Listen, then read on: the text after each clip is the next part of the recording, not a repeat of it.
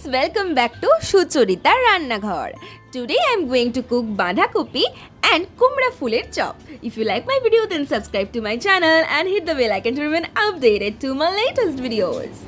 বাঁধাকপির চপ বানানোর জন্য আমি প্রথমে বাঁধাকপি কতগুলো পাতাকে এভাবে নিয়ে নিয়েছি এবং কড়াই একটু জল দিয়ে জলটা গরম হলে তাতে বাঁধাকপি পাতাগুলো দিয়ে দিতে হবে এবং একটু অল্প নুন দিয়ে পাতাগুলো সেদ্ধ করে নিতে হবে। পাতাগুলো সেদ্ধ করে নামিয়ে রেখেছি। এবার কড়াই একটু তেল দিয়ে আমাকে বাঁধাকপির পুরটা রেডি করতে হবে। তার জন্য প্রথমে আমি কতগুলো বাদাম ভেজে নিয়েছি এবং মটরশুঁটি ভেজে নিয়েছি। বাদাম মটরশুঁটিটা ভেজে তুলে রেখেছি। আবার একটু কড়াই তেল দিয়ে পেঁয়াজ কুচি, লঙ্কা কুচি এবং আদা রসুন বাটা,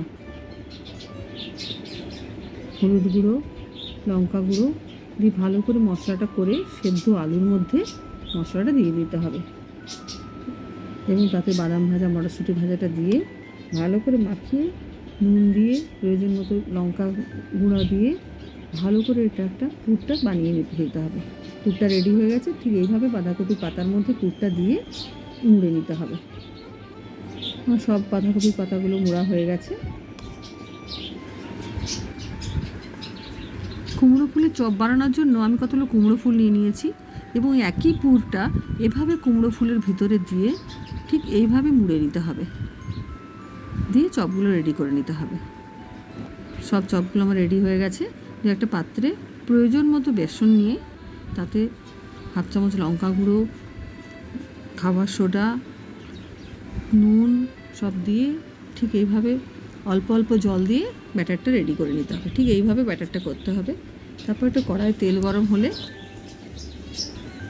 তাতে বাঁধাকপির চপগুলো ঠিক এইভাবে বেসনে ডুবিয়ে ছেড়ে দিতে হবে। এইভাবে আস্তে আস্তে উল্টে ভালো করে ভেজে নিতে হবে।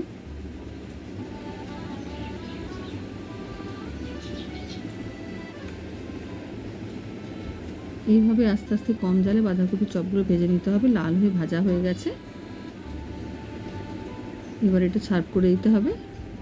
তারপর কুমড়ো ফুলগুলোও ঠিক এইভাবেই নিয়ে ঠিক এইভাবেই তেলে ভেজে নিতে হবে। কম জালে আস্তে আস্তে একটু ভেজে নিতে হবে। কুমড়ো ফুলের চপও রেডি হয়ে গেছে। এবার আমরা আলুর যে পুরটা করেছিলাম ওটাকেও যদি এরকমভাবে বেসনে আমরা করে ফেলি তাহলে এটাও একটা আলুর চপ হয়ে যাবে। আলুর চপও রেডি।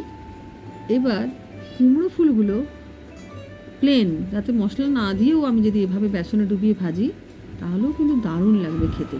তাহলেই রেডি কুমড়ো ফুলের বড়া, বাঁধাকপির চপ, কুমড়ো ফুলের চপ এবং আলুর চপ।